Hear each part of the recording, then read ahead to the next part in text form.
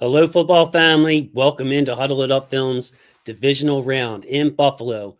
Ravens traveling to Highmark Stadium to take on the Buffalo Bills in a matchup that not just people in Baltimore, not just Ravens fans, not just Bills fans are looking forward to.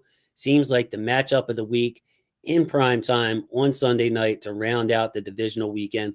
Best weekend in football, hands down. You got all the big boys coming out. But we're here to preview the matchup.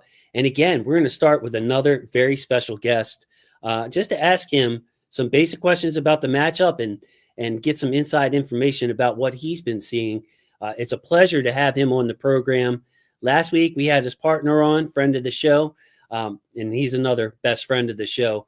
Been on his channel many times. Of course, he goes live on the Ravens Vault Monday through Friday at noon. He also has his own channel, Bobby Baltimore, putting out all kinds of content, covering everything Ravens. He does some Orioles stuff, I believe, too. Let's bring him on right now. There he is, Bobby Baltimore, Bobby Trossett on the show. Long time no see, my friend. We haven't talked since the roster show, and even before then with the draft, because I remember I had a power surge here in the house. I had to go to a hotel that week to do the show with Sarah, but man, first of all, thank you so much for coming on. I really appreciate that and I have a few questions that I really wanted to ask you and get your responses to here.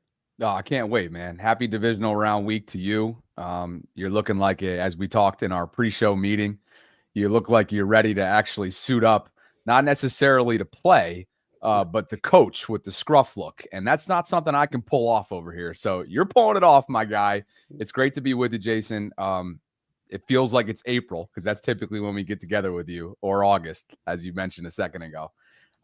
It's anything but. It's the biggest game of the week. There's no question. The fact that two MVP frontrunners are meeting in the divisional round feels almost unfair, right? It almost feels like this should be for a chance to play in New Orleans, but it's not. This is how it is. The 2 versus 3 seed, 1-point favorites right now are the Ravens. Buffalo opened up as that, so it's swapped. It flipped. I'll be curious to see how that might shift it all throughout the week, especially with some of the gnarly weather that's expected in Western New York. So let's get into it, man. Great to be here with you. Man, it's awesome. And I think once it's confirmed, might just hint this confirmed that Zay Flowers is out, that line might slip a little, but might flip in Buffalo's favor a little. But quite honestly, Bobby, with the odds, off topic, the Ravens have been given much respect from the bookmakers all year. Like, I looked before the playoffs started, better odds than the Bills to make the Super Bowl. I mean, we were right there neck and neck, but it's not usually like a 12-5 team doesn't usually get this kind of respect heading into the playoffs when you got a 15-1 team and basically a 14-2 team before they folded up the tent for week 18. But yeah, it's just so much excited. And this is what I wanted to ask you about your tailgating experiences in Baltimore. Now, you've been doing this, or has it been for 2 years now, Bobby? Yeah, I just finished up my second, and I'm looking forward to, as of today, hitting the road Saturday morning with Be More Around Town for the Buffalo experience. We'll leave crack of dawn. We'll get in around 3 or 4 o'clock. We're going to be doing a pregame show from a local. I believe actually, it's funny. The itinerary is so brand spanking new to me that of course, I forget the type of place that we're at. Anyway, we got pregame show stuff that night. We got game day tailgate coverage. So it'll be up in Buffalo. We're staying like right near Niagara Falls. But yeah, it's been the Be More Around Town tailgate experience that I've been working with for home game pregame shows. That's awesome, man. So will that be on the Vault or Bobby Baltimore channel this weekend? Yeah, that'll be Bobby Baltimore. And here, sure enough, I wanted to make sure I get this right for you, just in case some of your audience potentially is up there. So, okay, Rec Room. It's going to be at the Rec Room, 7:30 to 10:30 on Saturday night. I'll be live from the Rec Room, which is in downtown Buffalo. And then on Sunday, let's see, where are we Sunday? So it's 6:30 kickoff, obviously. All-inclusive purple tailgate, 2 to 5:30 at Danny's South, which is in Orchard Park, right around the stadium. So going to be a lot of live coverage in the next several days, and we'll be leaving via coach bus on Saturday morning, coming back on Monday. And you'll get a kick out of this. On Monday, because we leave at 9 a.m., I will be doing the Vault at 12 noon Monday from the bus. So wish me well, and please say some prayers for my hotspot. Yeah, for real. Yeah, hopefully you have, but you do have Sarah. You do have Yes. Sarah G. Ellison. I think the G stands for gangster, by the way, because she broke it down. I forgot to make that joke last week, Bobby. Forgot to make that joke. I want Yeah. to get back to the topic bar though. Please follow Bobby. That's all, dude. That what an experience for you. I can talk. I'll talk to you about that off camera. But like, what's it been like tailgating in Baltimore and meeting the fans, and just the vibe around this team? This year, last year. What's been your experiences like? Well, Brian Snyder owns Be More Around Town, and he just always rolls out the red carpet. Gives me great access to people like Jimmy Smith, Todd Heap, Ravens legends of the games that just come through. Haloti was there this past weekend. So it's an honor to be obviously in the confines of and in the company of those legends that have walked these grounds in this city, Super Bowl champions, so on and so forth. But just the opportunity to kind of get out and experience, to your point, the Baltimore scene. I'm not from here. I work full-time remote.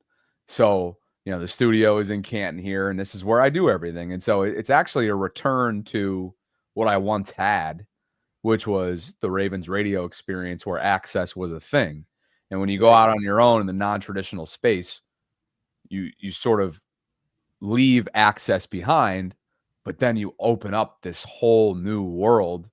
Probably wouldn't have met you if it weren't for this new non-traditional, I should say, digital world. So it's been awesome. This is a rabid fan base. I thought Saturday night was an exceptional second to none experience.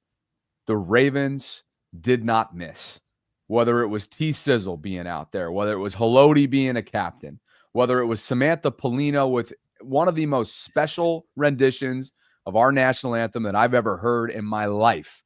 And knowing that she's a Carroll County native, like just the ties to that. It was a chef's kiss. The violinist I heard was fantastic. I never heard it. I heard that was an awesome in-game experience.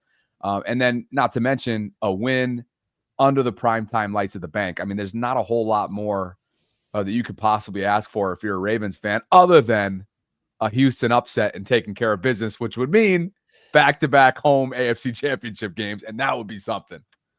It would be. Hey, still a possibility that could happen. That Houston defense and those edge rushers versus Kansas City, look out. A lot of people are writing Houston off, and I understand why they didn't look very good down the stretch. But And you know what, too, Jason? Like, sorry to cut you off. Good. My thing with them, their Achilles heel, and John McClain, legendary columnist down there in Houston, told us this on our previous show. He said the reason why CJ is having a sophomore slump season isn't because of CJ, it's because of the lack of pass pro. And so I wonder if that ends up becoming their Achilles heel up against the elite of the elite defensive fronts that Kansas City possesses. Or it's the postseason and they start playing like they have been. They get on a run as a wild card team. We've seen stranger things. Seen stranger things, but it would be very poetic to have the AFC Championship game back in Baltimore. It'd be very poetic to go up there and ruin their party like they did to us last year, though, too. Hey, what have you noticed, Bobby, about the Ravens fans' mood and vibe this week? You do the live show, of course, Monday through Friday, so you're 3 shows deep into this.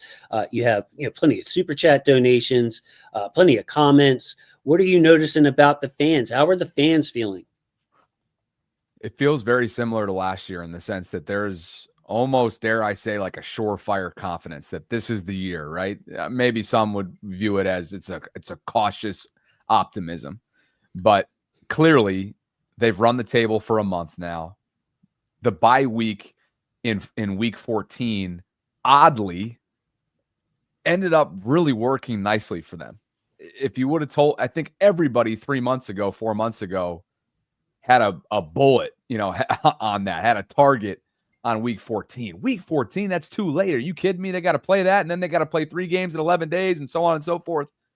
The way that they weathered that storm of that unique schedule and also the late bye week, I think it's set up nicely for them. Obviously, that December 1st game against Philadelphia was a clunker. Justin Tucker, as much of a struggle as we've seen throughout his legendary future Hall of Fame career. Self-inflicted wounds, of course. A lack of discipline when it comes to illegal formations, false starts, just a a lack of ability to kind of stack games in all three phases. You get one where the offense was elite. You get another where the defense was elite. Think about the Pittsburgh game where they lose 18-16. You're thinking to yourself, you gave up 18 points and you lose, like, for the dead last ranked passing defense. So it's just been I feel like they've withstood blows really well this year. They didn't peak too soon. And now you come in as one of the hottest teams league-wide, not named Kansas City. And I just think that they're a force to be reckoned with. The King presents this, as you know, this element of explosiveness, this sheer force that when you look at the forecast, sure, Josh Allen's going to be tough to tackle in that kind of weather. Any tackle is going to be tough to be made in that kind of weather. But when you think about Derek and the way that he's been running and his vision and his ability to get downhill, like Pittsburgh, the first time around, they had it down pat. Let's keep Lamar and Derek laterally. If you push them laterally and you make sure we have the athletes on the edge, we can contain these guys. And they did. And then, of course, there were some self-inflicted wounds that came along with that. But to me, they established the ground game early like they did just this past weekend against the Steelers. I don't think that the Bills defensively have enough to keep up with them. I do think that Buffalo is going to have, I'm sure we'll get to this, Josh is going to get his. We saw that even in a 35-10 blowout in week 4. His ability to escape, his ability to show off that mobility. You know, I think about that one pass to Khalil Shakir, wasn't it? To Shakir for 50+ when he was flushed out of bounds on the right-hand sideline. Right before he stepped out of bounds, he just flings it up. Like, he's got an incredible, uncanny ability to extend plays, just like his counterpart here. And the numbers, look at the numbers. I mean, I think we all agree within Ravens Nation that MV3 is all but secured.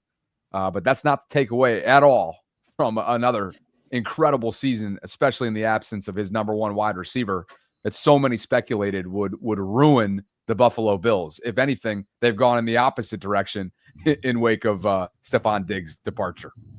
Bobby, I see so many similarities between these teams, these offenses. The Ravens pick your poison type offense where it's just like, okay, you got a number one receiver or number one cornerback, or Zay is out. That's fine. We can go to Bateman. We can go to the tight end. The Bills' running game is obviously very strong too. Quarterback driven, playmakers.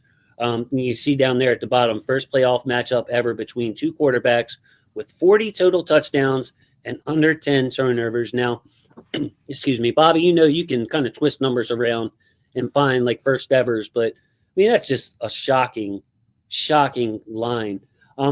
What do you think as far as, like, this is a big topic among the media and something that'll be on all the ESPN type shows and NFL Network, the importance of this game for both of these quarterbacks, legacy game, some are calling it. And, let's be honest, both of these guys aren't going anywhere soon, but you have to cash in when you have the opportunities. And I feel like both of these guys know that there's no guarantee that you get back to this point as healthy as both teams are now. There's no guarantee that Kansas City's, going to have a down year. You got Burrow to deal with. The importance of this game for both quarterbacks, Bobby. Oh, man, what a loaded question, right? And that will be discussed ad nauseum between now and Sunday, and it already has been. The easy answer is that it means everything for both of these guys. Josh and the Bills have really struggled to get past the divisional round. That's been their kryptonite. I know he's played for one AFC championship game, so has Lamar. But when you look at his playoff resume so far, he is a winning quarterback, a game above 500. He just improved to 6-5 with his wild card win. But the divisional round has been Buffalo's Achilles heel. For Lamar, of course, he's just trying to get to a point where, okay, now what? 3-4 is his postseason record. So can he get the narrative that's been attached to him label-wise off his back? Can he get the monkey off his back starting to stack games? To me, he's put forth now 1.5 games of regular season Lamar, where we're accustomed to seeing him taking over, precision passer, elite runner, good decision maker, so on and so forth. And what do I mean by a game and a half? Well, all 4 quarters this past weekend against Pittsburgh and the second half last year in the divisional round against Houston, right? So Josh's resume in the postseason, inarguably, has been more impressive, more consistent, more explosive than Lamar's. But I think moving forward, you are going to hear and see and watch everybody in sports media point the finger at Lamar in terms of this being bigger and the magnitude of the moment being more significant because of his resume. And I think that's actually a compliment to him. A lot of people, I think, within the fan base will gang up on certain national folks who are and I get it, right? Because the goalposts have so often moved, as we all know, when it comes to Lamar Jackson. And a lot of that has been unjust. A lot of that has been completely hyperbolic and ridiculous. Yep. But you can also view some of that as a compliment. And I choose to view that as that because Lamar is a soon-to-be 3-time MVP. Lamar is putting up numbers and did put up numbers this year that were historic. He is the all-time rushing quarterback in the NFL, over 100 years of history and surpassing, of course, the great Michael Vick. So on and so forth. His resume speaks for itself. And where he's headed also speaks for itself, a first ballot Hall of Famer. Josh has more to do. Josh's accolades, while his measurables, his numbers, what he's done for the city of Buffalo, so on and so forth, you can't be questioned. You also can't hold a candle, in Josh's perspective, to Lamar's overall accolades, Lamar's full body of work so far through 7 seasons. And, of course, they're always going to be compared to each other because they're 2018 draft classmates. So it's a long way of saying, Jason, I think that from a pressure perspective, if Baltimore is to drop this, Lamar will feel the wrath, but it's because folks feel that he has such an opportunity to be the biggest challenger to Patrick Mahomes. You know what, Bobby, I think if last year would have went different, we'd be having a discussion of Lamar taking over as the quarterback in the game today. A lot of people, you have to give Pat Mahomes his credit. He's on the verge. He could three-peat this year. So there's always that caveat, although Mahomes hasn't played to the level of these two guys, especially Lamar the last 2 years. Well, Pat Mahomes is the best in the game. He's on pace to break, and I understand that. But, man, I always think if last year would have went differently, how differently these conversations would be this time of year. Bobby, I don't want to keep you too long, but I did have one more question to ask you before we get to the final thoughts. Do you think Lamar cares about the outside noise, everything you just spoke on? Because he downplays it. I just want to win. But then you catch these little things in this press conference. Like, I don't know. He was talking about, like, he don't make friends with other quarterbacks. Like, he clearly hears what's going on out there. So, the media answer compared to how he really feels on the inside, does he want to show up Josh? Like, if you're in a conversation with Lamar off the record, and you're one of his friends or family, his very close circle, how much do you think he wants to just beat this Bills team? Not because he wants to get to the Super Bowl, but just to show people who's the best quarterback in the NFL is. I think Lamar and all these dudes at this level have a competitive spirit and the heart of a lion. I think they're looking for any and all edges that they can possibly gain over guys. And you know what? You just made me think of another comment from today's press conference. And while I heard that almost Mamba mentality or MJ-like comment on, look, I'm trying to beat you. I'm not trying to be friends with you. Like, there's no hard feelings. That was such an refreshingly old school approach that Lamar took to answering that question. So often in today's new school, right, society tells us that we have to all be hunky-dory with everybody or dress people up. Everybody gets a participation award, right? So on and so forth. And I hate that some of that's been attached to my generation as a millennial. That's just the facts. That's what's happened, unfortunately, to society. And so it was really refreshing to hear Lamar speak like that, to be honest with you. But the comment that stood out to me, so let's see, you mentioned him referring to Josh. I'm going to mention when he was asked, I believe Cordell asked him about the 2021 loss to Buffalo. Right. And he mentioned that he's seen the clip, the pick 6 that he threw, go viral this week as a way of remembering what took place. And what did he say at the end, Jason? He said, that's all I'm going to say about that. All right. And so you're just kind of thinking to yourself, oh, this dude sees, hears, and probably is aware of what's going on. He's just really become incredibly emotionally intelligent through all these interviews and through the years of experience along the way as being a prolific and high profile figure that he is. that I think he's got a really good way of kind of downplaying some things, but make no mistake about it, in the social media age, and I know he's on those apps, he may not be tweeting as much in season as he does in the off season, but you can bet that he sees all of it. He sees it. He sees it for sure. Also wanted to say hi real quick to our buddy Simply AS10, the highlight goat, the best in the business. Can't wait to see what he does in his future, his career. He's got a career somewhere, a friend of the show. And also Heather checking in. Hi, Jason and Bobby. It's great to see you again, Heather. We'll bring up more comments as we get into this matchups show. We have another guest coming on, of course, to break down all the matchup. But Bobby, and may I for a half second for Alex, because I think he deserves sure. Yeah, go ahead, please. Even more due. And hello to Heather and Alec and the Cosmo Not Project and everybody hanging out in here. But Alex Silberman, man, it's only, to your point, it's only a matter of when, not if. This guy is incredibly talented. He has an eye for the edit. He has put together stuff for me in the past for my intro YouTube videos. He puts together weekly highlight reels. His YouTube channel's blown up. And he is still so incredibly young. So, Right. Alex, you know how we feel about you, brother. It's been a long time since we connected. It's funny. Like you said that at the top too, Jason. I think the in-season approach, when you're daily content the way that we are, you just get engulfed by it. And when you have other areas and priorities in life, sometimes these relationships that you've never actually, these virtual relationships that mean just as much as in-person relationships, sometimes they go below the waist inadvertently because of football season. So I'm with you. Alex deserves a total shout out. He's just a fantastic member of the Ravens flock community. And you're the man. You're the man, Jason. You got a great community here, dude. I'm telling you, man. I'm telling you, Alex is part of us and a mature young man as well. Like, I'm proud of my sons too. Same way. If he was my son, I'd be so proud. Bobby, kept you a little bit extra, but I do want to give you a chance to just give your final thoughts, brother. Just any kind of thoughts that you want to give on the game, how you see it, matchups, just completely open floor to you, sir. And, because I really appreciate you being here. And how would you sum it up this week as you leave for Buffalo?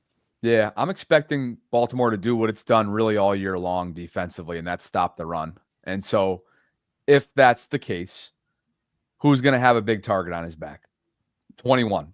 And I hate to get all over Brandon Stevens because I really do think that he's a high character guy, somebody that successfully transitioned from a college running back to an NFL defensive back, had a breakout year in 2023. And obviously 2024, in a lot of ways, will be always misunderstood solely based on the amount of volume, the amount of targets. He's got a big target on his back. And obviously, as Jimmy Smith told me recently, some of the ball skills, some of the spatial awareness has to get cleaned up so that he doesn't continue to get picked on throughout this upcoming postseason run, because Josh did that. You might remember the Keon Coleman reps that he got on the left-hand side in single coverage if you go back to week 4. So that's going to be an area that I'm looking at. How much of a wizard can Josh be in extension form? I think both quarterbacks are going to be asked to do that, obviously. Who can play cleanly? Who can keep their hands warm enough from a pass-catching standpoint to ensure that it's clean football? And ultimately, the one concern I have, even more so than Brandon, Jason, and I'll leave you with this, is special teams. And it's not necessarily Justin Tucker. It's more so, field flipping. Jordan Stout has struggled. I thought he's had an inconsistent year 3, year 4. This is 3 years. Yep. 23 for Jordan. Class, right. Jordan has struggled, and that is a big deal when it comes to the field position, flipping field game, in the game within the game. And then on top of that, they're very unsettled at punt returner. Who's it going to be? Is it going to be Desmond? Is it going to be Sims?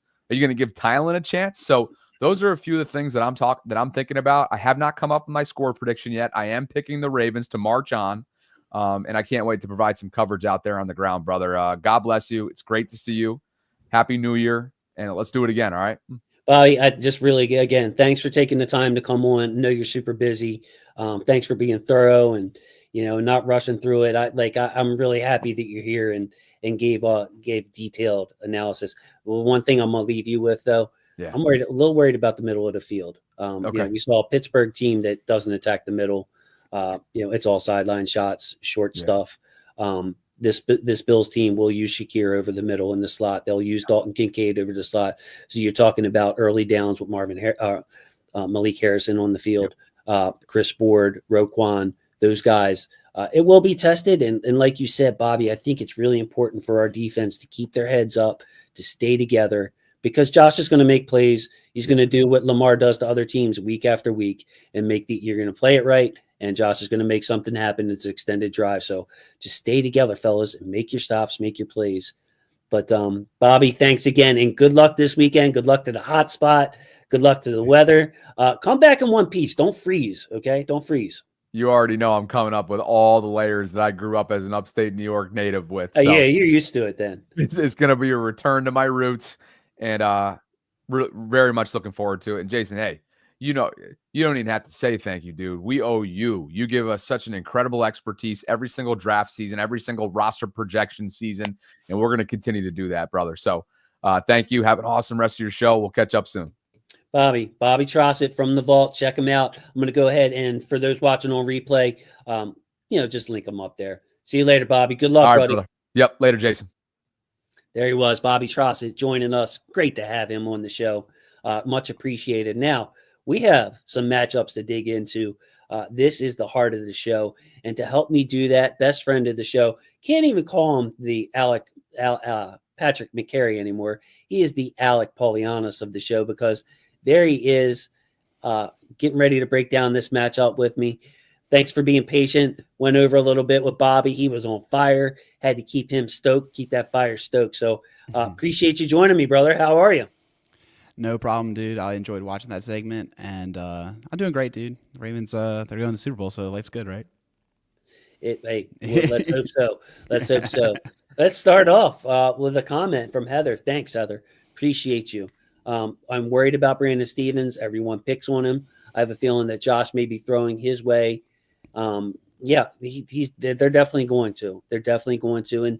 And Heather, part of that has to do with you look at All-Pro Marlon Humphrey. You look at the way Nate Wiggins is playing, and they tried to test Nate early in the season, Alec. They really did. But as the season has gone on more and more, and Nate has gotten more and more comfortable, and Brandon has had his struggles, it's the bullseyes on 21, and that's something that Bobby pointed out just before he hopped on, buddy. Yeah, it is. That's a really good way to put it. You look at the other corners that are usually on the field. You look at how the safety's been playing. You look at Roquan in the middle. Who you trying to pick on, right? Like you're going to be picking on Stevens. I've never had opposing fans cheer during introductions, but they have for Stevens before. That was a real low for him. But, Really? At the game? Mm-hmm, yeah. So when Stevens was introduced, Steelers fans cheered? That's right.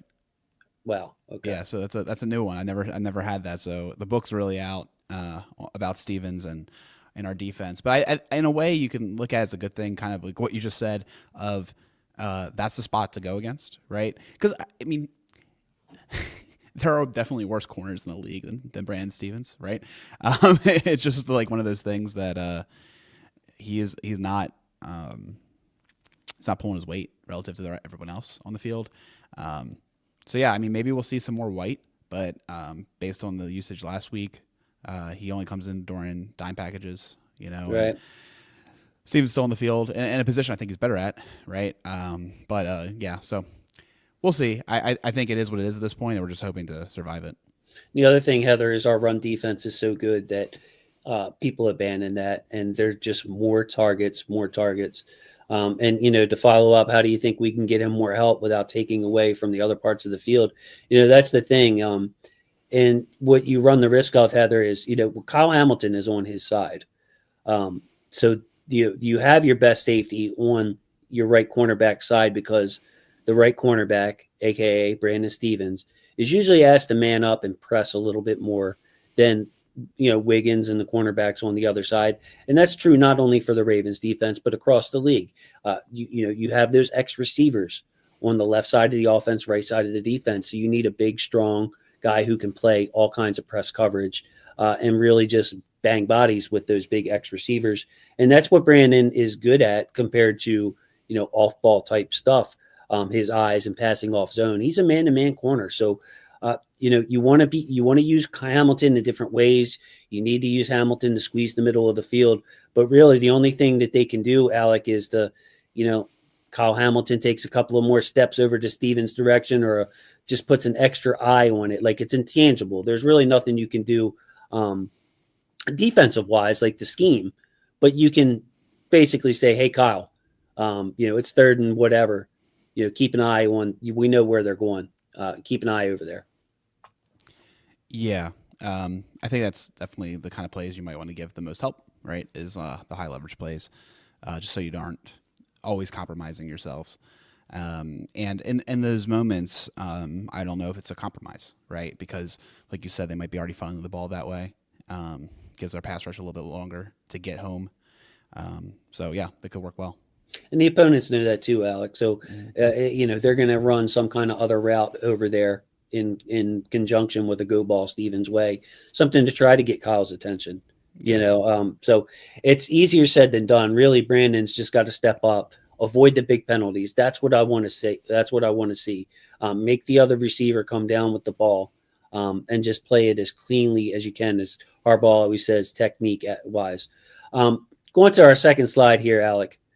I wanted to ask you, meaningless. This is the Ravens versus Bills week 1. So I'm going to kick it to you before I give my thoughts on it. Is this game basically meaningless because it happened all the way back in, I guess, October, or is there something you can take from this game and these stats you see on the screen?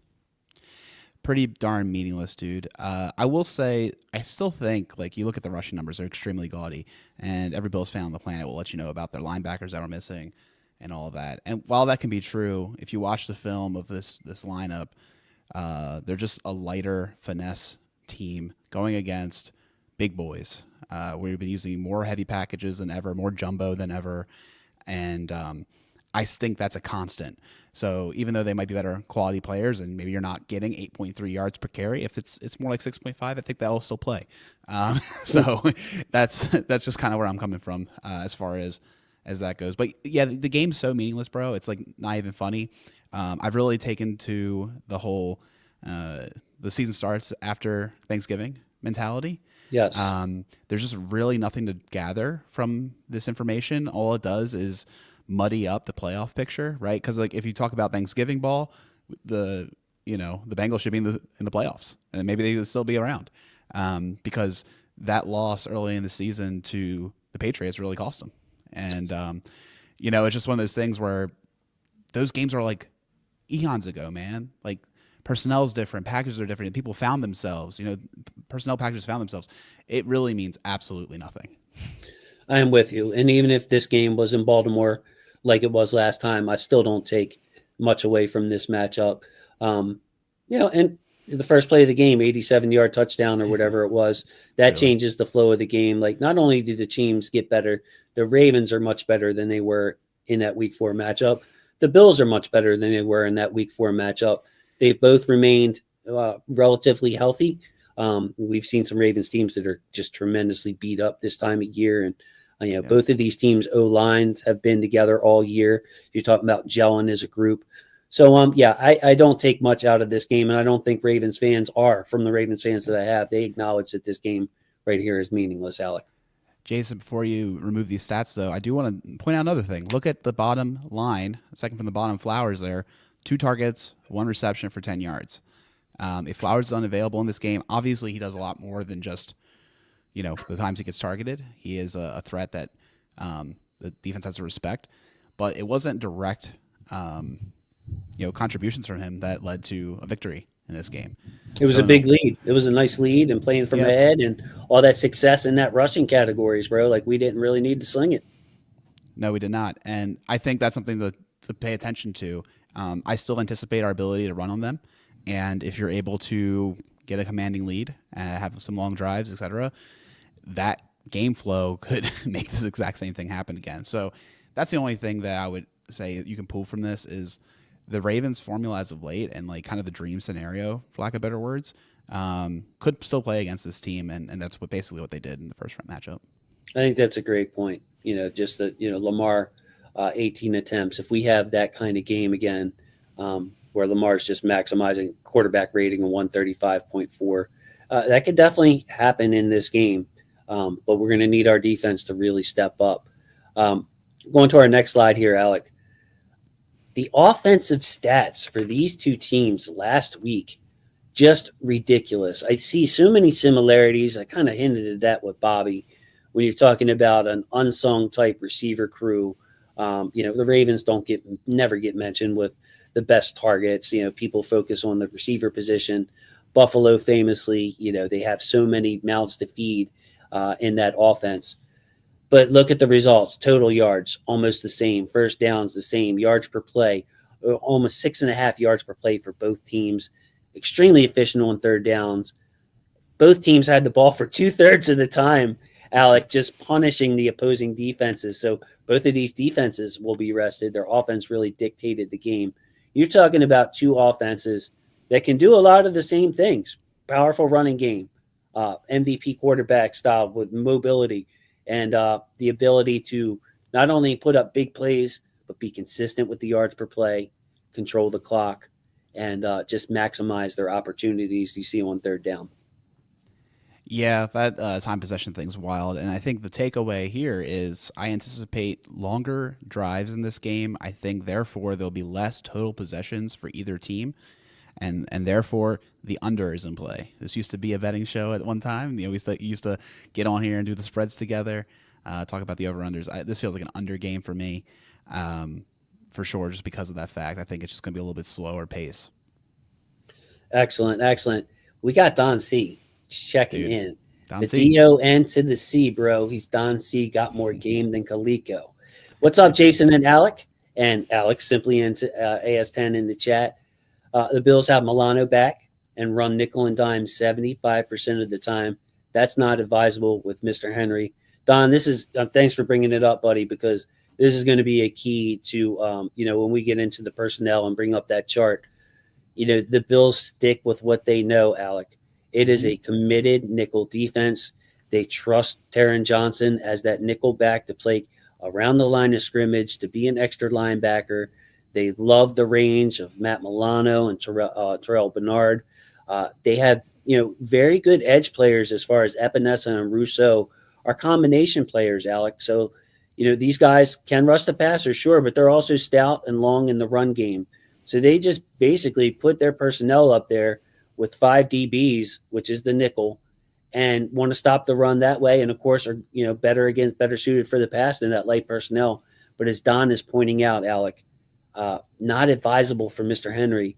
And if they want to put bigger bodies on the field, they may have to. That's not the style of defense that they're accustomed to playing, Alec. Like, they're going to have to play a style of defense and put in a personnel package that they're not used to. I think they've played more dime this year, which is 6 defensive backs, than they have their base package with their big guys. It's just crazy numbers from this Bills defense staying light. Exactly. And that, Don C., you're so on the money, and this is what makes me so darn giddy about their ability to win this game is, 74 reporting is eligible. 74 reporting is eligible. 66 reporting is eligible. What are they going to do, when we come out with these jumbos, which, by the way, has been a huge part of our plan of attack lately. 20% of the snaps in the last game had 74 on the field, and then a couple with 66. Can't let it out of the doghouse too much, but he got out there a couple times, and that's just menacing. And then don't forget, Kolar's back. He's a threat, man. He's been blocking really well, and of course can catch the ball and has a little bit of juice in his legs. I know your co-host Yuri knows all about that, and I think that's another thing. Everyone knows about Ricard, and everyone knows about Likely and Andrews, but I think having Kolar available and these jumbo guys in the mix as they have been lately really opens up something that I don't think they've had to run into. I don't think the Bills have seen that this year. I don't think we really did much of it week 1. Actually, I'm pretty sure we didn't do much of it at all. The first time we played them, rather. Right. First time we played them in week 4. Yeah. No, I got you completely. And, the other thing I want to say, Don, is, aside from what Alec just pointed out with the extra offensive linemen or even Ricard on the field, okay, those are 2 levels. But, our basic, our most famous look is 2 tight ends, 12 personnel, 2 tight ends on the field. So likely we've seen him used as a move blocker, Andrews as a blocker and as a slot receiver. So Alec, like our most explosive pass offense, our best passing offense includes 2 tight ends, which are obviously bigger bodies than most teams have in their slot receiver. Yep. And just looking at it now, there was a single snap with Cleveland in there. So just maybe one jumbo snap. 33% with Kolar. That was back when Andrews was not playing as much. So, yeah, man, I don't think they're ready for the jumbo. I don't think they have had that experience, and I think it's going to be a big part of the matchup if I had to guess. Don, thanks so much for the donation. Appreciate that. And even more so, man, the great point. That is awesome. Simply AS10, defenses beware, seeing Kolar, Ricard, Josh Jones. Exactly. And hey, Mr. James with us tonight. Nice. Thank you, sir. Really appreciate seeing you. It's great to see you, Mr. James. Big game this week. A lot of excitement here in the city. I don't know if you're around Baltimore, Mr. James, or you check in from elsewhere, but it's just a great feel to this game. And Heather checking in again. I absolutely love. We use all the wide receivers in the 2 tight end sets. I mean, he had everyone out there. Yeah, old Todd, not told. I think she means Todd there. Yeah, Uncle Todd, bro. He definitely cooks up some nice stuff. Like, I figure after 2 years, Alec, I would be like much more frustrated in stuff that Monken does. Like, it's just like if you're friends with somebody for a while, you date somebody for a while, eventually after 2 years, you find something about that person that bothers you. And, the greatest compliment I can give to Todd Monken is it doesn't really bother me. Couple of calls here, a couple of things that he does. Sure, I'm not happy with, decisions I don't like, but overall, Uncle Todd, bro, he kind of cooks it up. What a treasure.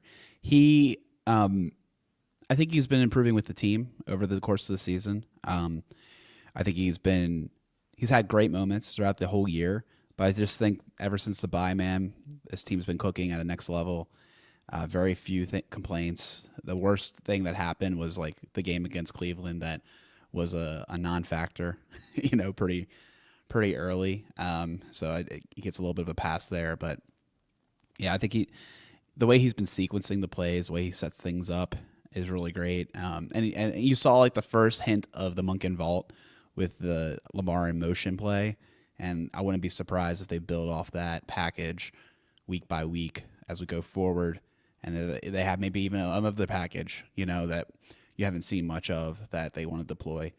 And the other thing too, man, like, kind of an innovation I feel like this year was this Mark Andrews tush push situation. And that's a really nice, reliable play that you look it up. He has 4 rushes for 5 yards over the course of the year, but those are big 5 yards. And he helped us convert a lot of first downs. Yeah, shout out to Monk. I just appreciate him. I hope he stays, just for the continuity's sake. And you saw the difference between last year and this year, second year in the coordinator. Some of that, I think, Alec, is Lamar last year was finally allowed to control things at the line of scrimmage. Now he's got experience in that. Even if a new coordinator comes in, he's got that, skin on his wall as far as, I know how to control things. But, man, I really hope Todd stays just for the continuity's sake. And I think he does a good job. Of course, having Lamar and Henry helps. People will say that having all this talent on offense helps, but I like the way he goes about his job and getting us some freebies. And I want you to hold that thought about the read option and building off some of these more creative plays that Monken does. I had one more slide to bring up before we dig into the matchups. Thought that this was relevant because Zay Flowers, in my opinion, Alec, let's do this first. Let's just give our opinions out there. I don't think Zay plays this week. When Harbaugh said basically Monday, look, we'll check, like it wasn't going to be a surprise that Zay didn't practice today, which is Wednesday. He doesn't have to practice to play. That told me, he's probably not going to practice at all. Maybe he gets in a limited and tests it out on Friday. I'm going to guess Zay does not play this week. How about you, sir? Feels reasonable. Don't love it, but that feels more right than wrong at this point. So that being said, and if you guys disagree, I would love to hear anybody in the chats who think Zay will play. Maybe he'll be a decoy. Maybe he'll be out there on that frozen turf for 10, 15 snaps. Anybody that disagrees with that, I would like to hear any kind of reason that you think. But I put this together, Alec, just to show how they divvied up the work last week without Zay Flowers. And as you can see, likely snap percentage of 80% off the charts, bro. Like, you don't usually see that kind of snap percentage from a tight end. Likely was on the field even more than Mark Andrews at 61%. Wallace was on the field more than any other receiver, 39 plays, even more than Bateman. But both Wallace and Bateman only got 2 targets. And I think, Alec, that's due to the game script, due to the Steelers not being able to stop the run, due to being up 21-0. Like that second half against the Steelers, Alec, I think that the Ravens didn't really do or show much or have to throw the ball. I did a cut up of the offensive line pass protection, as a matter of fact. And one of the things that, if you watch that video, guys, if you go back and see, all the throws in the second half were like 3rd and 7. So, like Lamar, I think he was 13 of 15 at halftime, Alec. One of those misses was a spike, and one of the misses was a throw out of bounds. So Lamar was basically perfect in the first half.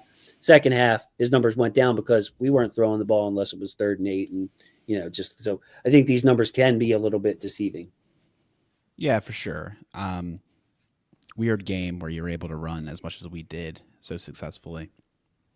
Really, take so much time off the clock and just not having that many opportunities to drop back and pass. But man, just look at those 2 targets for each of those guys. Bateman catches both of them. One was a 15-yard touchdown. Just absolute, like, I couldn't believe when he threw it. I was like, that's so dangerous, dude. Like, you see how they were crossing. I was like, oh my God. And he throws this bullet on a rope. Hey, can I interject here? Yeah. The second Bateman catch, I think, is one that people forget about. Oh, yeah. It was, look, bro, it was before the half. The Ravens get the ball. They have 2 timeouts. It's 1:57, I think, on the clock. The Ravens run the ball, don't get a lot. Ravens run the ball again, don't get a lot. It's like 3rd and 6, 3rd and something. And this is on that cut up, if you guys go back and watch. And Bateman wins and gets the first down on a slant, beautiful ball by Lamar, because Joey Porter was all over Bateman. Great contested catch by Bateman. And then from there, it opened things up. Big pass to an Aguilar, big pass to Likely. Next thing you know, we go up 21-0 before the half. Mm-hmm. So that second Bateman catch gets lost in the shuffle, Alec. And it was a chain mover that allowed us to basically put up, make the game seem out of reach at halftime. Exactly. Wallace also with the chain mover with 21 yards on his reception. One thing that I've kind of noticed, and I'm curious what your thoughts on this are, I've been ridiculing the Ravens a little bit for, getting the ball back with 2 minutes left and then just lollygagging for the first 40 seconds. But it seems to be clearly the plan. They want to, run the ball, run the clock a little bit and see if they can, basically take some time off if they don't convert the first down. So that the other team has less time. And then, if they do get the first down and there's about 80 seconds left, that's when they hit the gas and they try to go downfield. I'm sure they practice that situation so much they know that's about how much time they need to traverse the field. And, so I feel like now I'm not going to give them crap anymore. Like, it seems like it's an intentional thing. I just I always am worried they're not going to try to be aggressive. And it seems like they're just being very calculated with the aggression. And I can respect that. Absolutely. And Lamar's been great in the 2-minute drill. So you've every right to, for years, bro. So you're every right to want them to be aggressive. Anon checking in. Thanks. It's good seeing you, Anon. Thanks for commenting. Great podcast. Thank you for doing this. It's our pleasure. Wondering if an all-out blitz Flores style could be effective against a delayed read option with Lamar and Henry. Sure. The only thing with that, Anon, is Lamar has control at the line of scrimmage. So as long as we're getting out of the huddle one time and able to identify that, Lamar's going to check. The guys on offense, the receivers, are going to see this too. It's not like they're going to, fall asleep at the wheel. They would see everybody crowded up at the line, realize that they had, a cover 0 look, or even crowding the line with cover 1, knowing that they have one-on-ones that they can go to. So, all out blitz and run blitzes in general are a good way to stop the run against the Ravens, to get Derrick Henry moving sideways. It's not that he's bad running sideways, but you want to get him in the backfield. Definitely, I think there's some truth to that. So yes, Anon, that could be effective against the run game in general, but we're not going to run read option if the team's crowded to line of scrimmage, Alec. Yeah, no, for sure. That's the beauty of being able to switch out of those plays. Now, I don't know if you watched the game against the Vikings. They played the Rams, and they did that. The defense was really manipulating them. They had like the all-out blitz. They audibled, and then they audibled out of it, and then they had to call a timeout. You know, you could see them try to play games like that against us, but I do trust that Lamar will be able to fix that. And the reason why too is I think that they can be multiple out of the same like positioning, right? They don't have to motion players around. He could just be like kill and snap the ball and then, you know, go back to whatever play they were hoping for. So I think that's going to be the key. I don't think they're going to completely like move around the players or anything too dramatic during these checks to get out of those looks. The one thing, you know, again, that I would borrow from Anand is I do like if I was trying to defend this Ravens offense and nothing really works, I would run blitz a lot. I would send linebackers and just tell my edge player to try to keep an eye on Lamar. We're going to go one more thing, Alec. The only thing else I take from this graphic right here is that Steven Sims was in as the motion man, as the orbit man. Of course, he got that reverse running play. Anthony Miller was only on the field for 9 snaps, and he was throwing the ball 3 times. So that's a very high percentage when you're getting targeted a third of the time you're on the field. So, you know, if Zay is out again and we find ourselves where we need, you know, 2-minute drill where we got to produce, maybe Anthony Miller is one of those guys on the field, although most of his looks were short. Let's pull up the Ravens offense versus the Bills defense. And want to pull up some comments first. Jeff J, we don't want to use Zay Flowers, he's talking about, as a decoy. Run him into the ground. Don't show KC much unless necessary. Agreed. You know, I don't want to risk Zay Flowers' health due long-term health. I mean, bro, if he went out there, Alec, and, you know, he has an LCL sprain and he really like slipped on that ice and, you know, tore that thing, then you're missing Zay Flowers even next season. I know this season is what's most important, but Zay Flowers is a franchise player. You don't want to, we might need him in Kansas City, like Jeff's saying, in a game where against a team with a good run defense in Kansas City. You don't want to risk Zay out there, in my opinion, at not full health. Right. And I think, you know, trust the doctors here. They'll put him out there when they need, they feel confident they can put him out there safely. Right. I'm sure he wants to play, and you know, there's no doubt about it. You know, the kind of guy he is. So I guess the thing I'm most curious about, dude, is if he like travels with the team. You know, that was, remember that huge controversy about Lamar because he didn't travel with the team. I you know, it was like one of those things at first, like, oh, that's disappointing. But second of all, it's like, if the goal is to recover, like going on a plane is not the best idea.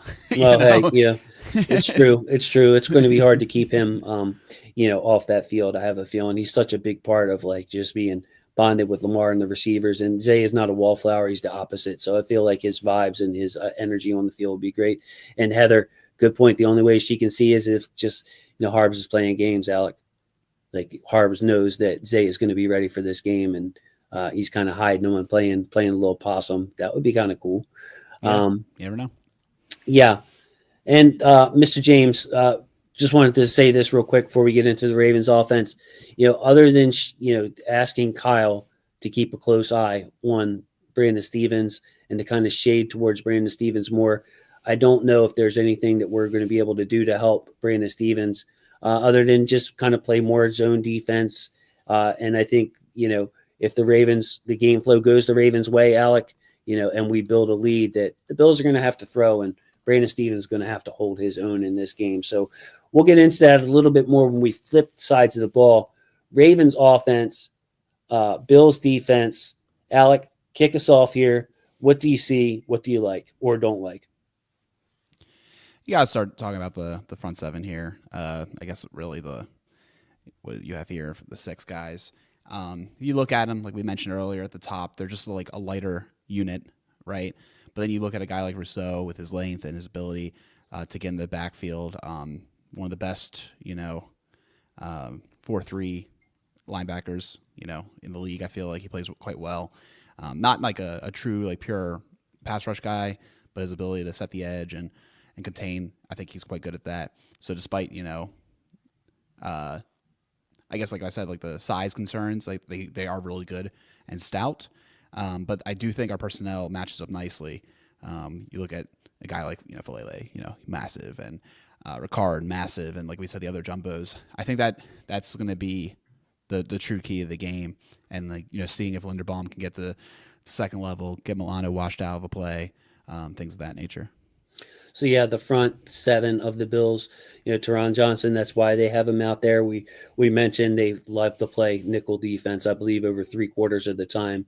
And so despite what kind of personnel when Ricard's out there, we might still see them in nickel. And if we get them out of this defense, out of those guys that you see on the screen right now, in the starting lineup, then they're going to players, Alec, that they don't want to play. This is the defense that they like. So one of the reasons I have Henry highlighted is obviously this game matches up really well for him. I want to go back to Rousseau, though, because I think that he is a key to this game, and I want to make sure I run the rankings down at the bottom. Now, Alec, I had Rousseau ranked right ahead of Adafio Way in that 2021 draft. Like I had them piggyback the other one or the other. Couldn't decide whether I liked Oway better or Rousseau better. At the end, I went with Rousseau, again, just by one spot. What I liked about him is that he was more pro-ready than Oway. So Oway had the huge upside, but Rousseau, you could tell he was going to play. And the thing about Rousseau's game that I like from a Bills perspective is his length and his basketball-type agility. So when you're talking about what don't you want Lamar to do, Alec, if you're the Bills, is to roll out to that right side. Like, I don't even get mad at people that say you got to keep Lamar in the pocket, because if Lamar's rolling to his right, he is going to absolutely destroy you with his arms. And worst case scenario, he takes off, and gets 5 to 7 yards with his legs. So Rousseau is the kind of guy with that length, having a small forward type basketball player in your vision, trying to get his hands up in the pass lane, knowing he can't really sack Lamar, but just making it hard for Lamar to find somebody downfield and forcing him to throw away. So Rousseau is an important player for the Bills, Alec. And, if I'm looking at what I would like to do early in this game is run the ball, not only up the middle, but right at Rousseau. Take it to him, bro. Like, wear him out and really try to, wear him down, put big bodies on him. Yeah, dude. Agreed. And you bring up a good point, too. It would be really difficult to roll Lamar to that side and not have Rousseau be a menace in some capacity, either with his length, blocking those passing lanes, or just even maybe getting some penetration, getting off, being able to shed Rosengarten. I think he'll get chipped a ton, right? We've been helping out Rosengarten a lot this year, and I think we'll continue it. We'll chip, and like you said, I think just run right at him, a beautiful idea, get them tired. Because this is the other thing about this game, too. You looked at it, Ravens started really hot against the Steelers, and then kind of just milked out the clock and finished the game in the second half. They were much more focused about clock than they were scoring potential. Right. The opposite was true with the Broncos. They actually or rather with the Bills against the Broncos, they kind of played like trash in the beginning of the game. They weren't the best team, and it was really the second half of the game that they lit it up and started playing much better. We could kind of flip that on its head, I think, if you run the ball, commit to tiring out the defense. I think in the second half that could be when the dam really breaks. I would love early leads, and I won't say no, and I think that's still on the table. But I think really the first half, the goal is to set yourself up for success in the second half, right? Yeah. Yeah, Ed, hey, I'm gonna stick with that Bills defensive line for a second with Ed Oliver, obviously a very talented player. Other than the edge rushers, he's the defensive lineman. I think he had 3 sacks. That'll scroll down the bottom this season. And going into that Week 4 game, Alec, after watching Daniel Faulele struggle the first 3 weeks pretty badly, I have a look at Ed Oliver, former first-round pick, top of the first-round type pick, versus Faulele. He was highlighted. I'm like, man, he's going to give Faulele a lot of problems in the passing game. But what ended up happening, Alec, is Faulele just leaned on him. The Ravens just kept running the ball, as we saw from those stats from the first game, and really wore down Ed Oliver, who is not the most stout, run defender. Ed Oliver is a penetrating defensive lineman. He likes to get upfield. He likes to beat you. And when you got a big body like Faulele leaning on him, and you got a back with vision like Derrick Henry, it's a very dangerous proposition for the Bills to be able to stop the run up the middle in this game. Daquan Jones is a nice player, but again, he is not to be confused with like a Michael Pierce or a Vita Vea or a Travis Jones or anything like that. This size of the Bills defense and their defensive front is why Henry's highlighted, and something that I think, you'll hear from other analysts throughout the week on all kinds of channels is the Ravens are just bigger than this team, bro. They are, dude. So look at this. Oliver 6'1", 287, and it shows. Like when you see him on the TV, he looks out of place, right? And Falele literally has like 100 pounds on the bro. Right. And kind of what you said, you can just lean on him, man. He can just, play like an anchor. Just try me. 6'1", Falele is just monstrous in comparison. Like obviously Oliver could get low, and that's something to pay attention to. But, yeah, dude, they're just bigger. They're just bigger, and that it really shows. Like I just can't get over it. When I watched them, I was reminded because I hadn't seen them live in a while. I was just like, man, they look like I was watching like a non-native TV. I was watching somewhere else, and I was like, is this TV like weird? Is it stretched out and make them look like taller and leaner? You know what I'm saying? Funny. Like I was just like, what is this? So no, it's funny, dude.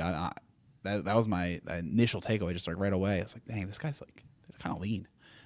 So yeah, I think that's a huge key, and like there's a reason everyone's talking about it, and I'm sure like it'll be beaten into the ground too during the broadcast.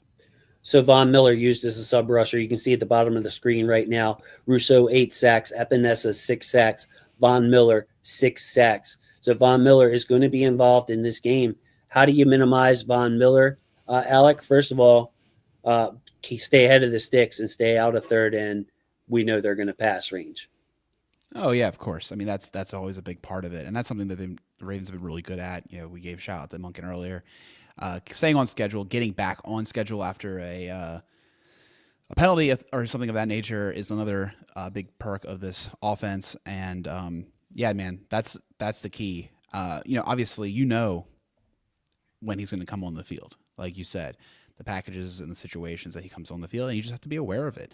Game plan that, work on that in the meeting room, know what you're going to do, and just execute. If it means having a guy stay back, so be it. If it means chipping and keeping them out of the route formation for a little bit, so be it. You can still create with 3 guys downfield. Yeah, that's kind of where I see, Von Miller is going to be in the game when Justice Hill is in the game. So, third down back, third down sub rusher. So I could see Justice Hill do what he's done a lot this year, which is chip on that rush end.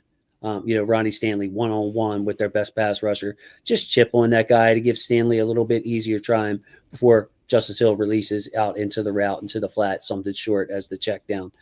So, Alec, this is where we bring back up the read option that we've almost gotten into a bunch of times already in this show. Mm-hmm. So, we saw the Pittsburgh Steelers change up their philosophy last week. Instead of hitting Lamar every time and making sure Lamar couldn't keep it, they wanted to make sure that Lamar had to pull TJ Watt V-lining towards, or B-lining, I'm not sure which letter that is, towards Derrick Henry all game and making Lamar keep it.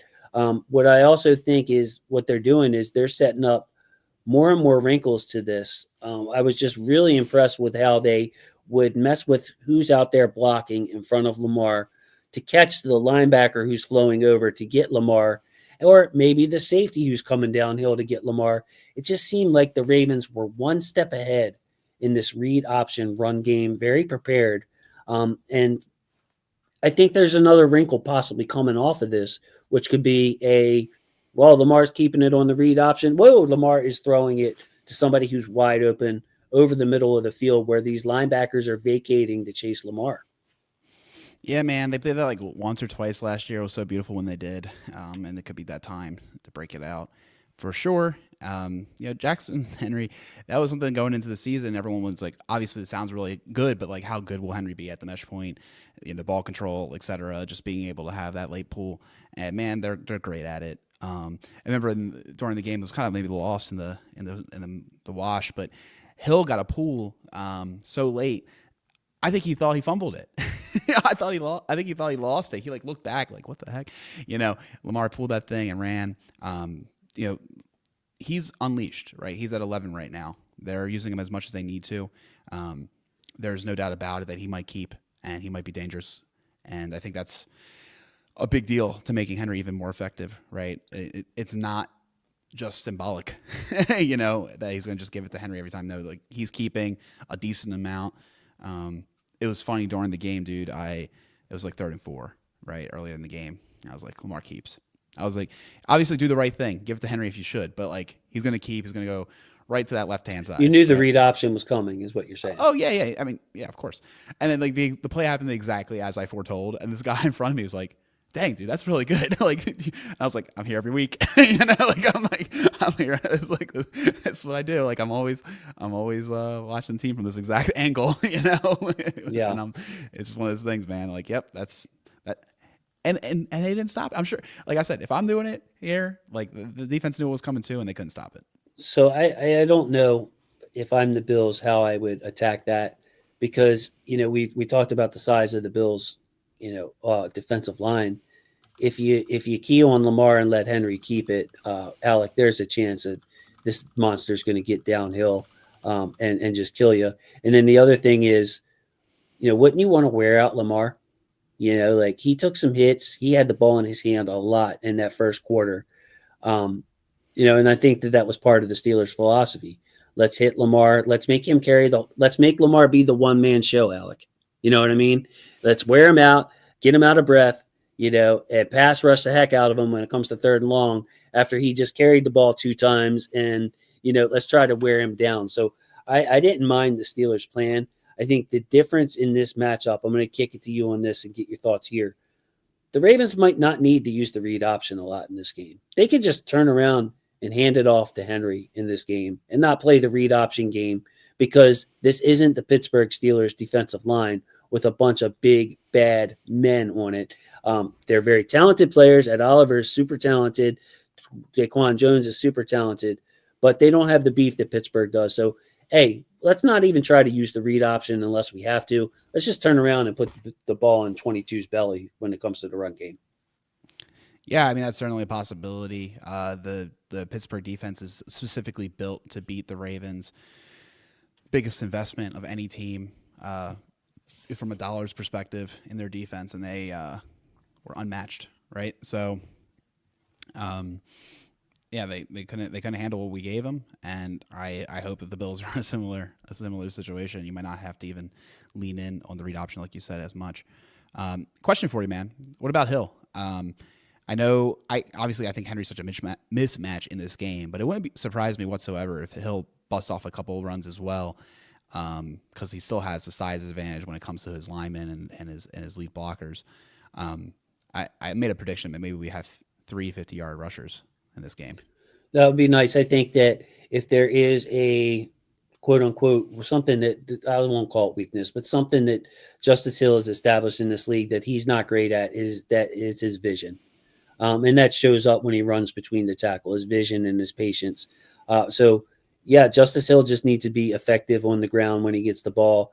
I think mainly like you saw in that first matchup, I think Justice Hill had 6 catches on 6 targets and was a real nice check down option for Lamar, converting 3rd downs. But as far as the run game, sure, it would be nice. I think Keaton actually is the better, runner on you. Sure. I don't disagree. And of course, we're not using Keaton. We're just going with like, we got Derrick Henry, and if there's a running play, we're going to use Derrick Henry. And, the only time we give the ball to Hill is to catch the defense off guard. You know what I mean? Hill's in the game, they're throwing. We're going to hand it to him this time. So right. Don't hate it. So let's cover our bases though here.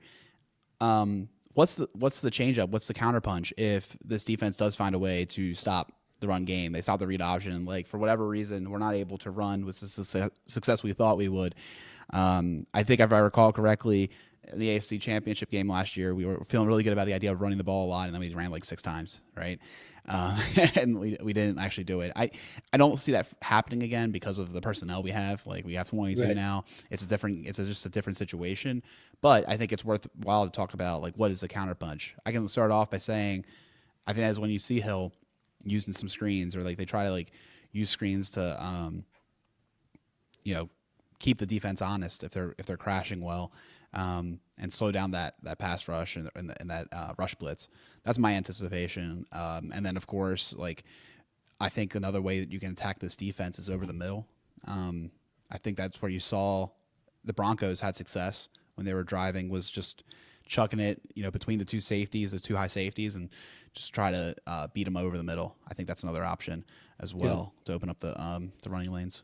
Yeah, in my opinion, I think like design screens to Hill are not going to be as effective against this team as other teams because they that same light personnel that we've been looking at to take advantage of, Milano, Bernard, Taron Johnson, all have really good range. They're very good at defending, the rallying to the ball and defending like a design screen, Alec. I think where you can take advantage of Hill in the pass game is Lamar's ability to just extend this the play, average time to throw. So what happens?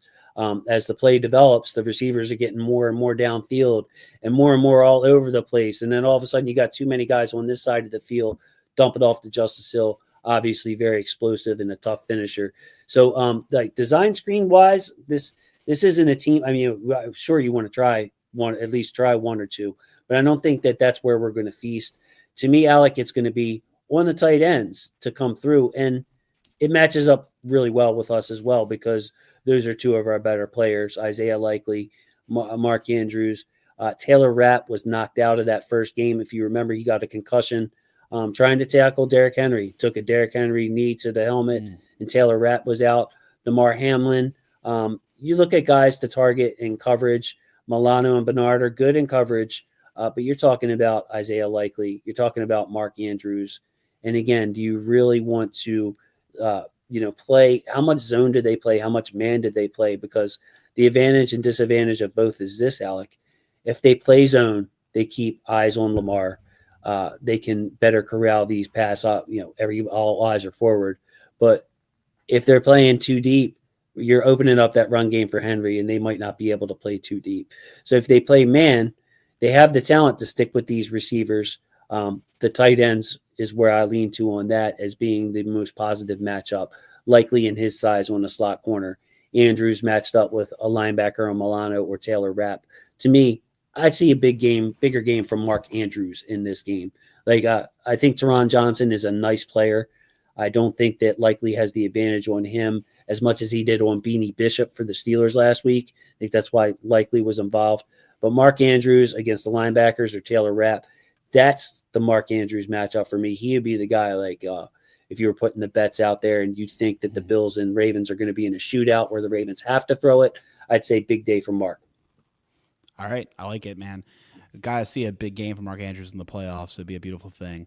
And just another success probably towards a victory. So, yeah, if Andrews has a big game, if Henry has a big game, you're feeling pretty good about our chances. So their safety play overall, Alec, like their corners, just real quick to touch on them. Christian Benford, a nice player. Rasul Douglas, a nice player. Taron Johnson, a really good player for the slot cornerback. But Taylor Rapp, DeMar Hamlin, I think the Ravens have faced better safety combos. And you're not just talking about the pass game, but Taylor Rapp's coming off a game where he got knocked out by Derrick Henry. And DeMar Hamlin, obviously everybody knows his story. Trying to tackle a guy like Derrick Henry, it could really spell trouble if Linderbaum's able to get out there and get a body on a linebacker to make those safeties tackle Derrick Henry, covering the tight ends. Like I think that is an area that the Bills have really got to be careful of is their safety play, and they don't have a lot of depth out there. You tell you Lewis is a DB; he played in the first matchup, but yeah, if they really don't have like an alternate to this, brother. Like this is who they are on defense. Yeah, it's a big ask. It's a big ask that these safeties come down with a Henry ball of steam in those eyes. I mean, not many have pulled it off. He's just a wrecking ball. All right, nice. So let's flip it over to the other side of the ball. Just saw the private chat in there, so I'm gonna go ahead and flip it over here, brother. Explosive Bills offense. We saw them have the ball for 2/3 of the game against Denver. This is their passing look. Now they will use Dawson Knox, as you see under the depth category. Dawson Knox is on the field usually over 50% of the time. Alec is like lowest snap count of the year, other than that garbage game where he was inactive. The last game of the season was against the Ravens. So they had to throw the ball obviously a lot against the Ravens. But if they have their way, they want Dawson Knox on the field, and Dalton Kincaid is more of a slot receiver. or an X receiver and keeping Shakir in the slot. But nice weapons for the Bills. You talk about Keon Coleman, Khalil Shakir, Dalton Kincaid, Amari Cooper. You got a big receiver like Matt Collins on the bench, and Curtis Samuel, your Swiss Army knife. So Josh Allen might not have, Pro Bowlers out there, but he's got a lot of different style weapons that he can go to exploit. Just a big game for the Ravens on defense here. Yeah, and Knox was used heavily in the last matchup too. Last week he was in 61% of the snaps, with Kincaid just at 38. Kind of a flip from what we saw out of the two when they played us earlier in the season. I know we both loved Kincaid coming out of college. Just doesn't seem to click quite like that yet for the guy. But, a guy who we, I think, both liked coming out, but is maybe even exceeding our expectations is Khalil Shakir. He is the top yards after catch guy in the league, just over 800 yards on the season total, not just like a yak, but total, and the leading receiver for this passing attack, which has a multitude of guys in the hundreds, but like no clear number one. Shakir is kind of that guy, and it's only 800 yards, right? So they do spread the ball around a lot. They do get a lot of people out there running routes. Matt Collins has been a big part of this team. Not listed as a starter here, but a guy who in just the last week had 68% of the snaps, right? And he's kind of been coming on the scene a little bit more in the later half of the year. Yeah, I mean, Alec, when I put together this spreadsheet right here, there was no right answer. There's not. They move him around like crazy, like you said. Yeah, they move him around like crazy. So one game, like Amari Cooper is, if you looked at this team, you'd be like, all right, Amari Cooper, that's their number one. That's who the offense runs through. No, that's not true. There's times where Amari Cooper is really not a big part of the game plan, not even on the field that much. So, but yeah, I think that Cooper himself versus Nate Wiggins, you're talking about experience and route running against the rookie.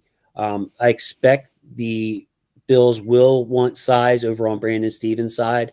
So Keon Coleman, Matt Collins, I expect them to be a lot. And of course, the Ravens cornerbacks don't travel. So I have a feeling that Matt Collins and Keon Coleman will be over there next to Brandon Stevens. Well, what does that leave you with? Nate Wiggins on guys like Khalil Shakir and Amari Cooper, Alec. I think that that's a really good matchup to watch. Great route runner and Amari Cooper, a veteran, versus the rookie, my guy, nasty Nate Wiggins.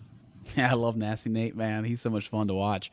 Yeah, Cooper's a savvy guy. One of those like maybe underrated guys in the league. Hard to say, mattering on how people rate him, but he's a real professional receiver, man. Like you said, great route running. Can really take over games. We've seen some huge games out of the guy. When they traded for him this year, very quickly was a target earner and scoring for them and making a difference and giving them an extra dimension on this team. But like you said, it does seem to be very much game plan specific, and it's not always the case. You look at this matchup, and, I like the guys you picked. I think they're the right guys for them to deploy. Not only do I think it's their best talents, right, but I also think it's the best matchups. So, like you said, Cooper with his nasty route running perhaps is able to get that separation against Wiggins. Perhaps, able to get good leverage, right, and get that catch. You look at Coleman, one of the best guys with body control out of this draft, his ability to win contested catches. And we know Stevens all too well. Maybe he doesn't turn his head, but he's right there. So the contested catches will be there. And I think that's a great matchup. I think that's something that I want to try to exploit. And then you just see the shiftiness of Shakir with Humphrey in the slot there. I think that is another natural matchup there. Obviously, they do use Shakir at the X position or as a flanker. He's all like moving all around. But so therefore he'll see a lot of different corners as well. But just he's a good player as well. So I think you got it right on the money. Curtis Samuel's been kind of unlocked in this offense as well lately in the depth department, doing those slants and things of that nature. So I think you could see him too, line up on basically any of those guys. Like I said, they move him around. Right, and I want to give a shout out to their running backs too. James Cook, 16 touchdowns, tied with Derrick Henry for the most in the NFL. Right. He's a 1,000-yard running back. He's also a good receiver out of the backfield. Mm-hmm. Ray Davis, the rookie, is concussed. Not sure if he'll be ready to go this week, but they do have Ty Johnson as their smaller third down back. So yeah, nice weapons for the Bills, although none stands out. Alec, this offensive line, very high grades when it comes to PFF. They've been together all year long. They can pass block. They can run block. You know, they're going against a very stout and veteran front here for the Ravens. That just overwhelmed the Pittsburgh Steelers. Josh Allen, by the way, the least sacked quarterback in the league. I believe he only took 14 sacks. It'll scroll at the bottom. Yep. The Ravens were second in sacks in the NFL, and they got Josh Allen 3 times in the first matchup, Alec. But you're talking strength on strength. This Bills offensive line against the Ravens, bad boys up front, man. I cannot wait to see how this pulls out. And the Bills, they've been able to run the ball a lot, but nobody's really been able to run the ball consistently against the Ravens' number 1 rush defense in yards and yards per carry. Yeah, this is going to be the first team since the Eagles to give it a really good, solid effort.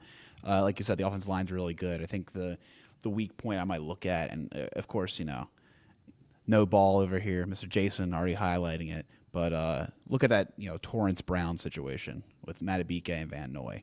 I think that might be the spot where we're able to succeed, and come out ahead and maybe cause some havoc. But yeah, they do. They run the ball. They run the ball effectively. One of the best teams on 3rd and 3 with the Allen keepers too. Kind of the way he's a bully with the ball in his hands and kind of just like another running back out there.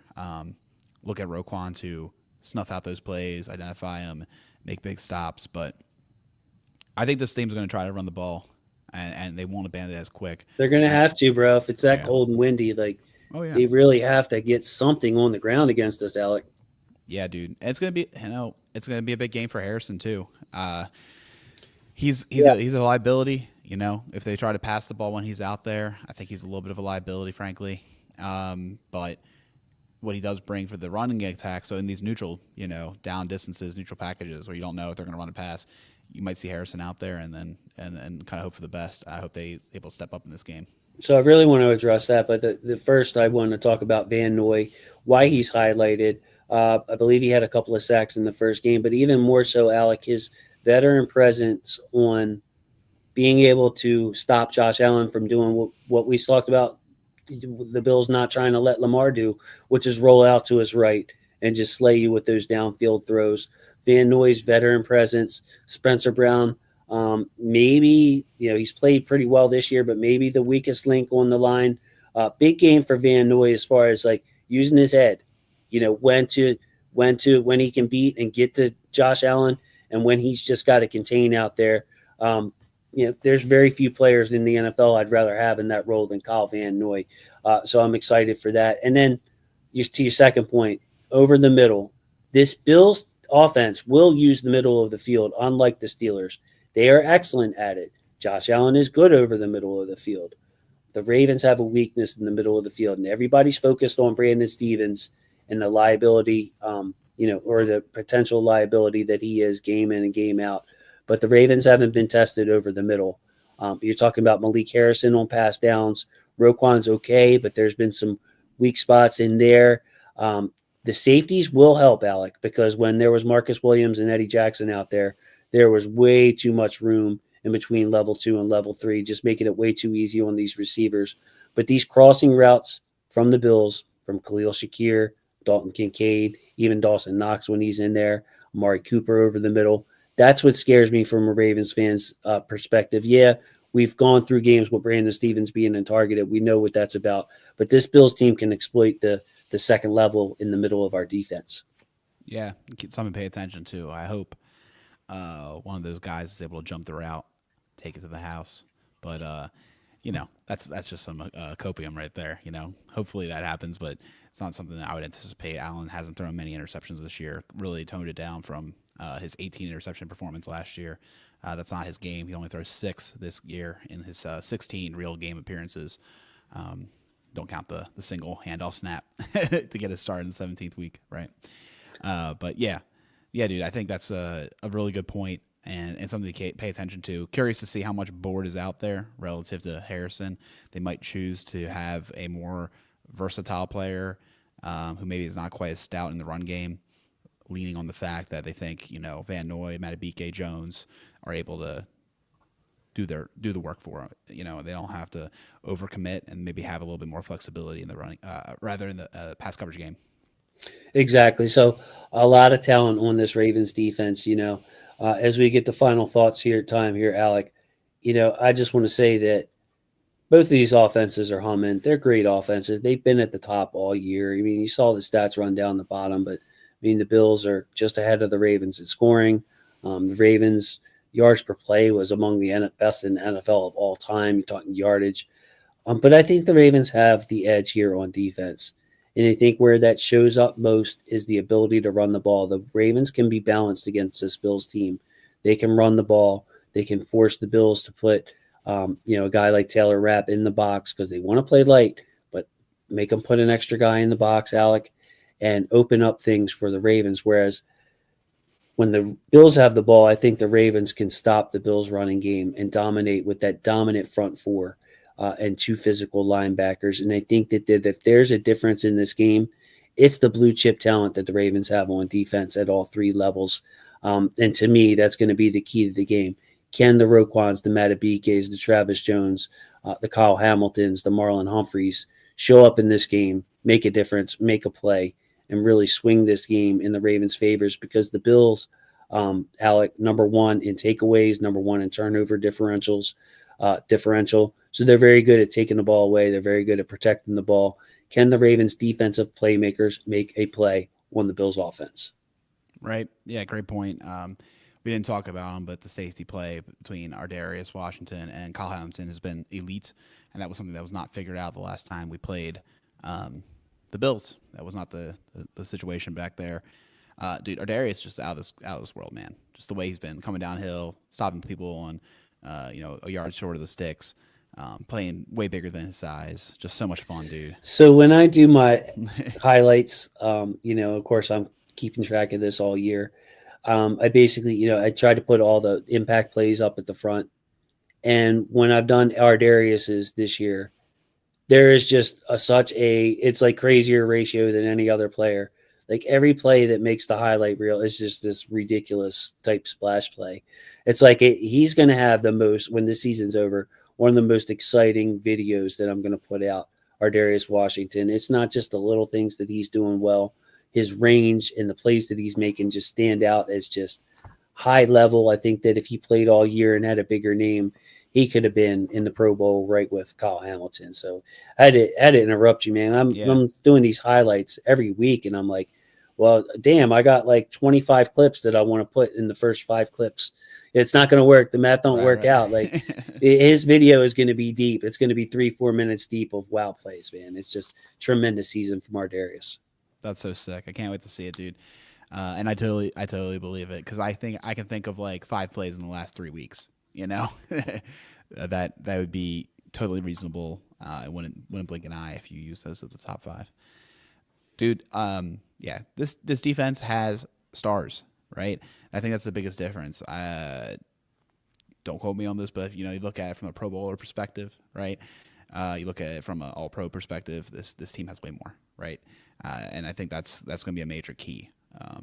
We know how big and important stars are in the postseason. It feels like the time that they really show their value, and seeing those guys step up, make a play is something I anticipate, something I'm hoping for, and will be a difference, I think. One last thing as well is, we kind of alluded to it, I think the Ravens are going to be able to play their base defense confidently and effectively against the kind of things that the Bills want to do. The Ravens are going to be completely tempting them to run away from their base defense and to try and have to use different personnel in order to stop the way that we are trying to attack them. And I think that's the biggest thing. They're going to have to play uncomfortable while we're going to have to play comfortable. When you're talking about our base defense, you're talking about our base nickel. Oh yeah, for sure. Yeah, exactly. Right. Yeah, sorry. Because that is confusing concerning base defense is a thing. But yeah, we live in nickel, and I think it's one of the most versatile nickels in the league. Definitely. So Alec has one winning pod is his show. He did the recap of the Steelers and a preview of this Bills game. It's out there. Go ahead and check out Alec with his partners, Peter and Chris. great show that I watch every week. Give it the heart button, bro. I watched. I know. So I get, this is like the second time I'm hearing some of your thoughts on the games. I acted like it was the first time I had heard them. I know. But yeah, Alec, I'm going to get your final thoughts for this game. For me, I think that I'm not in the prediction business necessarily. I don't like it, but it has the feel of a game where I go against you here, and I think the score ends up being like Ravens 30 something, Bills 20 something, like Bills in the mid 20s. So I kind of like the over. I like the fact that you're talking about limited possessions, but I'm looking at two of the best red zone offenses in the NFL as well against middling red zone defenses. I'm looking at the type of game where the coaches are going to want to go for 7. And I think they get it with the quarterbacks in this game who can use their legs as a factor to score. So I kind of see it as high scoring. And I think the Ravens are going to, if I had to guess, I think the Ravens are going to be able to do what they want on offense and come up with just enough plays on defense. So final thoughts time, sir. What do you have on this game? Hey, man, that's a great point. We didn't talk about it yet, but this is going to be a game of going for, getting 7s instead of 3s. And that's for sure. You make a good point about the ability for these two creative quarterbacks to find a way, right? Find a way in the red zone and find a way to extend the drive and find a way to score. Find a way to score 7. So it could be, from that perspective, a higher scoring game. I'm still going to lean into the fact that there's going to be some longer drives and there's just not going to be as much time to do it. And I think the big thing is the defense, the Ravens defense, I believe will make the big plays, to make the stops, make the impact swings that the Bills will not have as many of, and that will be the difference. I think that's going to be the difference. Who needs to have a big game for the Ravens on offense or defense? If you had to pick player, let's take Lamar out of it, obviously, but who has to come? Or take Lamar and Henry. Lamar and Henry from out. Who has to have a big game on this offense and then defense? And just a quick why would be great. Yeah, you highlight Mark Andrews. I'll go the other side likely, right? His ability to be an X in this offense, be a slot guy, be able to stiff arm. He's such an electric player, dude. And I've always liked him, but he's exceeding expectations. He's going to be a great player if he gets an opportunity to be the number 1 somewhere. And dude, I think Isaiah likely could be a big part, particularly if Flowers misses the game like we're anticipating. How about defense? Defense, Nasty Nate. I think they're gonna pass his way a little bit, and we'd love to see another pick from the boy. Maybe another. I'm going to put the pressure on Adafia Way and say, look, You're going up against their Pro Bowler Deion Dawkins at left tackle. You cannot be a stalemate there. Adafia Way cannot be completely erased, no pressures. You know what I mean? Like Adafia Way may not come out of this game with a sack, but he's got to at least occupy Josh Allen's attention a few times on here, because if he's erased and stonewalled, you just can't afford that. And Deion Dawkins does that to people. So Adafia Way, man, if you have a big game and are able to beat Deion Dawkins even a couple of times, which, as you know, is hard. If you get 1 sack a game, you're in the Pro Bowl, maybe in Player of the Year, so it's 17 sacks. So he doesn't have to do that, but he has to cause havoc. So that's a better pick. I like that. Yeah. Well, Alec, thank you so much for coming through here. Big week. I hope you enjoyed the time, and just getting able to talk ball and dig into this matchups. Check Alec out on One Winning Pod right here on YouTube. So with that, I want to say thank you to our football family. Thanks to everybody in the comments. I love my football family. And hey, football, God's willing, we'll be back next week to preview the AFC Championship game. What a fun season. Alec, say goodnight to the people, my friend. Good night, man. I hope to talk to you next week.